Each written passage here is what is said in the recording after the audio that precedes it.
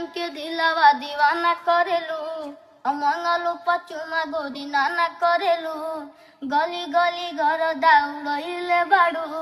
कहाँ तू रोजाना आना जाना करेलू, कबू के सिया उड़ा देलू,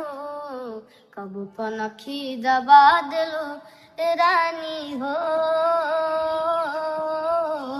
पगले बना देलू, तू पूरा पगले बना देलू, तू पूरा पगले बना।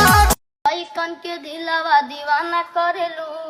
मंगलू पचुमा गोरी नाना करेलू, गली गली घर दौड़ले बाड़ू, कहाँ तू रोजाना आना जाना करेलू, कबू के सिया उड़ा देलू, कबू कनखी दबा देलू, ए रानी हो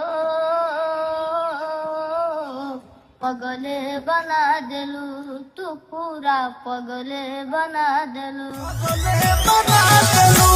तू